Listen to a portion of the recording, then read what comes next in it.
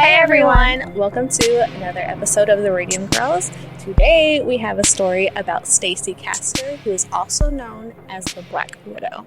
I'm your host, Valerie. And I'm your host, Sarah. And before we jump into today's story, I did want to say that I hope everybody is staying nice and cool out there in this summer heat. If you're not listening during the summertime, or it's not summertime where you're listening from, then I just hope you're enjoying your day. I got a little sticker on the back of my computer here. I don't know if you guys notice it, but it says Stick Family. So if you're a member of the Stick Family, wow. If you're a member of the Stick Family, let me know in the comments below. It's like my all-time favorite band at the moment and all-time favorite reggae band, Stick Figure. So got me a little sticker. I'm excited. But yeah, so we can jump right into the story. Yeah. Unless you have something. Nope. Let's find out about Stacey. Yeah. Stacey's mom. Stacey Castor was born July 24th, 1967 in Clay, New York. Little is known about her early life, but Stacey's mother says that her daughter once envisioned great things for herself. Stacey was very intelligent, her mother, Judy Eaton, said. She always wanted to be a paralegal or a lawyer. But although Stacey had started taking relevant classes in high school, she abandoned her dreams when she met Michael Wallace at the age of 17. In Stacey's words, it was love at first sight. Michael's the love of my life, she said, years after his death. I knew 5 minutes after I met him that I was going to marry him. And on April 7th, 1990, her prediction came true. She married Michael Wallace. Wow. She knew. To outsiders, it looked like they had a strong marriage. Eaton recalled that her daughter was as happy as she had ever been following her marriage. Castor and Wallace had 2 daughters, Ashley and Bree, and Castor seemed well suited for motherhood. I knew from the minute Ashley was born, my whole reason for being here was to take care of her. But all was not well beneath the surface. Castor later complained that Wallace drank too much, and they had no money despite both working full-time jobs with opposite schedules. Then, in the winter of 1999, things seemed to get worse. Michael Wallace got sick. He was having a hard time walking, and he was having a hard time talking, Ashley Wallace remembered. And one time he sat up and he just vomited across the coffee table and laid back down, went back to sleep like nothing ever happened. I've done something like that before. Like projectile vomited and then just fell right back to sleep? I mean, I didn't fall right to sleep, but I projectile vomited. Across the bed. Oh, gosh. I'm sure we probably all have. Michael told doctors that he felt drunk, but that he hadn't had anything to drink. They were stumped. Nothing seemed to help. And on January 11th, 2000, he died. He was only 38 years old. That's young. Yeah. Following his death, doctors attributed his early demise to a heart attack, but his family wasn't sure. They wanted an autopsy. However, Stacey refused. When the doctors told me that they believed that he had died of a heart attack, I believed that, she later said. There was no reason for me to question that. I'm sorry, but you don't just projectile vomit, like, get sick like that with a heart attack. Right? I don't think you should. I don't think so. They're more like, I don't know of any other case that somebody died of a heart attack had those types of symptoms right before, unless they were like sick. Yeah. Like legit sick. No idea. Instead, Stacey quietly moved on. She collected Wallace's $55,000 life insurance policy, and the next year she met her second husband, David Castor. After meeting David in 2001, Stacey married him in 2003. At first, her second marriage seemed as strong as her first. David was very dedicated and very work-driven, Stacey later said. David was support and strength and security to me. But on August 22nd, 2005, terrible luck seemed to strike Stacey again. She called 911 in a panic, telling the operator that her husband had locked himself in the room and wouldn't respond to her. My husband just locked himself in the bedroom for the last day. I'm really scared, she said. The police arrived. They found David naked and dead in bed.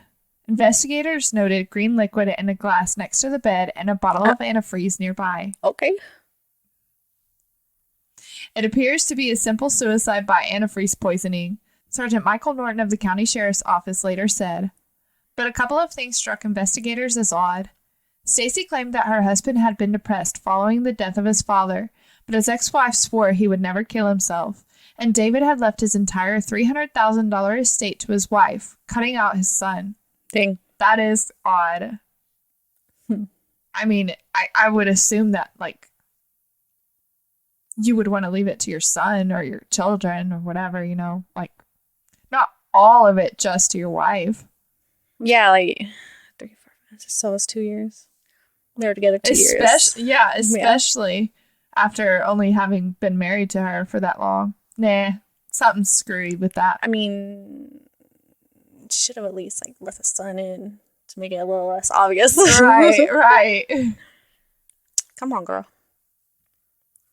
Plus, detectives have discovered an unsettling clue in the Castor home. Oh, a turkey baster in the trash can. Mm-hmm. It's not smart. The turkey baster had traces of antifreeze as well as David's DNA. Girl, you gonna tell me he turkey basted himself? Investigators had also found Stacey's fingerprints on the bottom of the glass in the bedroom. The fingerprints were in such a way that it was as if someone had held the glass from the bottom. Lead investigator detective Dominic Spinelli later explained. He knew that the placement of her fingerprints could have a logical explanation, but it could also suggest something sinister. Stacey may have held the glass up to his mouth. Sus. Suspicious of Stacey's story, investigators decided they needed to get a better sense of Stacey herself. They decided to speak to her ex-husband, Michael Wallace. Of course, they found that he too had died under mysterious circumstances. So Spinelli decided to exhume Wallace's body in September of 2007. The last thing I want to do is disturb someone that's at peace, especially if nothing showed up in his system, Spinelli recalled. Should have gotten cremated, girl. That's so true. However, Spinelli's hunch paid off. Wallace's body showed traces of antifreeze poisoning. Suddenly, one of his strange symptoms, feeling drunk when he wasn't, made sense. That's a classic symptom of antifreeze poisoning, explained District Attorney Bill Fitzpatrick. With a good idea of what might have happened to Michael Wallace and David Castor, investigators decided to ask Stacey some pointed questions. She seemed nervous. Yeah. Valerie Brogan, another detective on this case, recalled, "She was pacing and she was just surprised that we were there." The detectives went through a number of questions with Stacey. Then Spinelli tossed out a seemingly harmless one. Of the 2 glasses on David's bedside table, he asked, which glass had Stacey poured cranberry juice in? Well, Stacey responded, when I poured the cranberry juice. Oh! Excuse me, what, ma'am? When I poured the no, not the green liquid, the purple one, the red one, whatever. You put the what? Spaghetti-o. Stupid. Caught red-handed. Kinda. What's your IQ? For real. At that point, she stopped the interview and accused the detectives of trying to frame her. But although investigators thought they were getting close to an arrest, Stacey had one more trick up her sleeve. Of course. A few days after Stacey's slip of the tongue, the detectives informed her 20-year-old daughter, Ashley, that her father, Michael, had been poisoned. Ashley called her mother for comfort. As detectives listened over a wiretap, Stacey invited Ashley over for a drink because they'd had a hard day. I was like, cool, What kind of teenager wouldn't think that was awesome? Ashley later recalled. Your parents just gave you permission to drink. Sweet. Yeah. But after her mother made her a drink, Ashley felt tired. She went to sleep. The next day, Stacey suggested they do it again. Stacey. That's so rude. So again, Ashley drank something that her mother gave her. She later recalled that it didn't taste good, so her mother gave her a straw. Stacey instructed Ashley to put the straw at the back of her throat. What a bitch. Just, toss it back. Toss it way back. Just don't taste it. Right? You gotta drink it, though. You can't shake it out. Back of the throat. Just like the night before, the cocktail made Ashley tired. She went to her room to lie down, but this time, Ashley didn't get up. When her sister Bree tried to wake her the next morning, Ashley was unresponsive. The next thing Ashley knew, she was in the hospital. A grim-faced detective was sitting before her. He told her that the EMTs had found her with a typed suicide note that confessed to the murder of Michael Wallace and David Castor. Okay, I'm sorry. I'm like, what are they talking about? Ashley remembered in 2009. I didn't do any of these things that you're saying that I did. The note, which rambled on for 750 words without punctuation, included lines like, none was ever supposed to know, but now they do, and they think you did it, but it wasn't. But you didn't, it was... Hold on. None was ever supposed to know, but now they do, and they think you did it, but you didn't. It was me. Girl, you need punctuation. Punctuation, and this is a quote too, like her spelling. She put THAY for they. Like no punctuation. No punctuation. And she put none, not no one. But to detectives, one thing in the note stood out in particular. The spelling of antifreeze. The writer had spelled it antifree, the same way that Stacey had pronounced the word during her interrogation. Yeah, she got a low IQ. She's getting sloppy. For the start, dang. Like, hey, just... I'll save it. That same day, police arrested Stacey. In February 2009, a jury convicted her of second-degree murder of David Castor, attempted murder of her daughter, and forging David Castor's will. Prosecutors had plenty of evidence. They had Stacey's fingerprints on the glass of the antifreeze in David Castor's bedroom, the turkey baster with traces of antifreeze in the trash can, and proof that she had written various drafts of Ashley's suicide note on her home computer. Wow! Various drafts. Various. Wow. Girl, you can't even, like, try to delete it? What? Just wow. Not to mention, both her husbands had died of antifreeze poisoning. Didn't even get creative about it. Right? And almost her daughter, so. Yeah. Yeah? I mean, her daughter couldn't have killed the first husband, right? Or that's who they said she killed. That was her dad. The Yeah. first husband was Ashley's dad. I wonder how old she was when she died. He died. 11. And she's putting that blame on... Okay, Stacey. Yeah. Like, why even, like... You know you're gonna get caught. Why not try harder? Right. Right. Like, you ain't even getting away with it, like, barely. Like, a few years. But as the media clamored around the sensational trial, calling Stacey the Black Widow, at least one person refused to believe that Stacey Castor had killed her husbands. Stacey's mother believes that Ashley Wallace is the true killer. Wow. Ashley had ample time, Judy, this is Stacey's mom, had said. Although Ashley was just 11 years old when her father died, ample opportunity. Okay. Wow. Stacey Castor, too, maintained her innocence. I did not kill Michael Wallace. I did not kill David Castor. And I did not try to kill my daughter, period, she said in 2009. And I will never say that I did, ever. Yeah, like, okay, so the daughter's just going to try to commit suicide? Like, I mean, I get that's the point of the note, but it's your computer that you had all these drafts. Like, really? Yeah. Come on. Like, no. I mean, they're not getting it. Oh, Ashley's not getting anything out of it. She's the one getting all the money. Stacey. Yeah, exactly. Yeah. Exactly. Always about money. Always.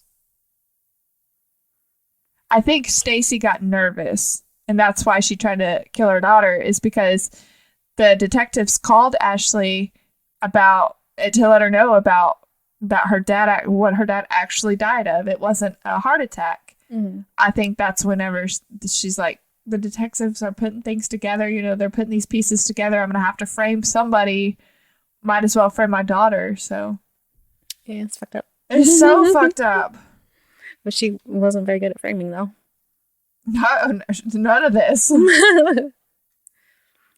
Stacey died without ever admitting to killing either of her husbands. In 2016, she had a heart attack in jail. Ironically. Yeah. That's what they said her first husband died of. Yep. Stacey never saw either of the daughters ever again. I wouldn't want to see her either. They didn't let her rot. She was my best friend too, Ashley Wallace said of Stacey. She was, and then she took that all away. What did we say about kids? You don't fuck with kids. You don't fuck them up. That poor girl. That's sad. I would have done anything for her, but she decided she wanted to kill me instead. That's some trauma. Emotional damage. Yeah. Your own freaking mother trying to kill you. And then she killed your dad. Yeah. And your stepdad. Yeah, and your stepdad. Wow. Yeah. And then your grandma's blaming you. Like, yeah, your grandma believes that you could have had that ability to kill your dad at 11 years old? Yeah. Like, what? Ooh. I bet she didn't have a relationship with her grandmother after that. Oh, no. Oh, no. Mm-mm. That whole side of the family, nope. Yeah, it's crazy. Nope. That poor girl. Damn. She's traumatized. Mm-hmm. No doubt. And feel bad for the other sister, too. Sad. Yeah. Yeah. Of having to find her sister like that.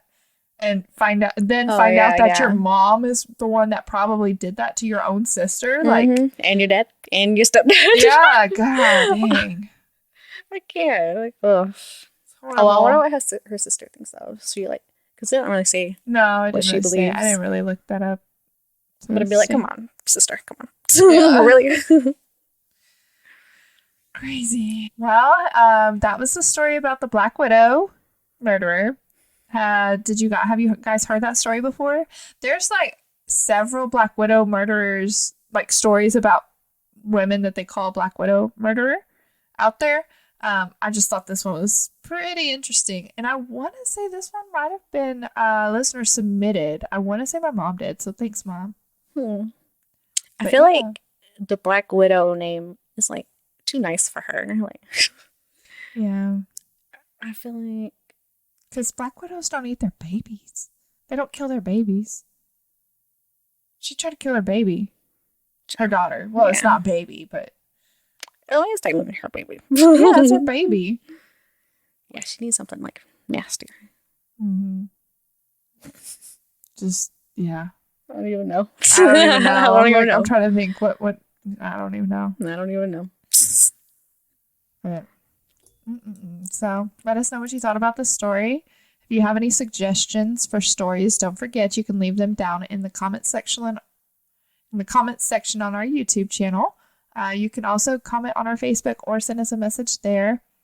If you're listening solely to our podcast, the Radium Girls podcast is on YouTube. So we have a question for you guys today, and we would love for you to answer this question down in the comments. Really, really curious to see what your responses would be like. Yeah. So our question is, what would your dream home look like? My dream home. I don't know, like, because I like several types of homes and stuff like that. But like, are we talking about like the type of home? I mean, I was gonna describe like how many bedrooms, how many bathrooms, how the kitchen floor plan might be, how many stories it would be, and then like color theme and then decor. I was going to describe it all. Okay. Well, I really like the mid-century houses and the way they look. Yeah. A lot of them, but like sometimes they look like schools. And I'm like, mine would not look like a school. No. But I like all the architecture and style and stuff like that. And I like that era. Mm-hmm. So I would probably like just lean into that a lot. I really want to do that. And I would definitely have a pool, like an in-ground pool. Oh, for sure. Yeah. As far as like bedrooms and stuff, maybe like 4 or 5. Nice. I mean, we gotta have a studio. I need to have my like woodworking room. I need to have an office. Yeah. I need my bedroom. And then a guest room. And I need my guest room. So I need several rooms. I need a master suite bathroom. All the works in the bathroom. Yeah. With a nice jetted tub. Huge closet. Oh yeah, walk-in closet. Like, yeah. Walk all the way in. Yeah. And then a nice sized kitchen with all the works too. Mm-hmm. That's it. That's all I need. It can be like 1 or 2 stories. I don't care. Yeah. That's funny. And lots of windows. Yeah, lots of windows? Yes. I need the sun. I need it. And high ceilings, because that low ceiling shit just gets me depressed. Yeah. Yeah. I do like high ceilings. Yes, I'm like, it's closing in on me. Yeah. That's my dream. Nice. I like it. I like it. I've thought about this a lot. Like, I've got it in my head, and I might even draw the floor plan. Oh, Jesus. But I like the Victorian home. Oh, like, yeah, those are aesthetic, nice. Especially like the outside. And I would want, like, at least, I keep saying like, I'd want half the porch to wrap at least half around the porch, around the house. Maybe 3/4. I think there would be one part of the house that I would not want the porch to be on. I think I would want with that like an outdoor little enclosed area, so that if it's raining or something, you can just go into that little outdoor area and enjoy the rain without the mosquitoes, like during the summer and stuff like that. Like an enclosed part. Yeah. Yes. I'd want I would kind of want the inside to be dark, like Gothic type. Oh yeah, that is cool. Like I'd probably want like an Addams Family. Me and Vincent talked about this, like having an Addams Family type decor, like really dark and spooky. I'd be down for like that, especially if you're doing a Victorian home. Yes. I want black walls. I want that dark green, like that, like an emerald, a darker emerald. Dark maroon, like velvety blood red, deep, really deep, and like my favorite color. I think I would do that in like the dining room. Yes, and have like vampire-looking kitchen. Lean into it, girl. Table. Lean into it. Paint your house black. I said, lean into it. Yes. I'd probably want 2 stories. I don't think I would want any more than that. Yeah. I'd want the master bedroom downstairs, but I would want like my own like face painting art room upstairs. That one would be like my face paintings, my studio if we wanted to record there or something like that kind of a room, and then like the kids' rooms and the guest rooms upstairs. So probably 1, 2, at least 4 bedrooms upstairs, including my studio. Yeah. Downstairs, I would want mine, and then like one other guest bedroom, a big bathroom downstairs. I'd want that big walk-in bathroom where it's got that jacuzzi type tub and a big shower and shower. Yes, and a huge walk-in closet that has like a lot of. My mom has one. It has a little island in the middle. His and her sinks. Yes, his and her sinks. Yeah, definitely. Oh, I want the bathroom. Yeah, like your bathroom, it closes, and the master bathroom has its own like toilet closet or whatever. Oh, yeah, for sure. Like it definitely would have my own little toilet room closet. Also. I like those. Yeah, I do too. Yes, definitely would have the toilet where you can close it. Seems more sanitary, you know? And like private. Yeah. Like, I mean, because I'm always scared someone's gonna walk in. Yeah. Especially like if I'm in the shower or something and somebody needs to come in there to use the restroom. Like, yeah, they can. Yeah. I would have an underground pool. Yeah. Like you in ground. Like you going underground. In-ground pool. Gotta have a cave pool. I'd have like this really tall Victorian type, like Gothic type fence around it, so that kids can't get out there. Gargoyles out there, hell yeah. Gargoyles, yes. All the gargoyles. I'd have like rocks that you can climb up on and jump into the pool, and like a little water fountain, waterfall to go into the pool. I would also have a she shed. I'd have a man shed too, but like I have a she shed outside that was like heated and cooled. Probably not heated, just cooled, because I can get a little space heater out there. So I can do like resin stuff and canvas painting and make that like my whole art thing. And then I would definitely want some land so that I can have like playground and then lots of animals. That'd be cool. It'd be we don't like have basements in Texas really, but it'd be so cool to have a basement and have it all like decked out with like you can like party down there or something, like a bar down there. Theater. Definitely. I would games, want that. like an arcade. That'd be freaking cool. I was about to say I would have a game room too. Yeah. Maybe I would probably have a separate like garage type room for like a pool table, ping pong, air hockey, that kind of stuff. And then like you said, downstairs would definitely have like a very small wine cellar and then a bar with it. And like you can hang out and lounge around and also have like movie projectors. So if I wanted to go down there, have my own little like home theater type thing down there too. Yes, that'd be good. Dream home. Yep, we're dreaming. Yes. So yeah, that's my house. Now I'm gonna go draw the floor plan out. So bye. No, I'm just kidding, girl. Oh man, but eventually, definitely. But eventually.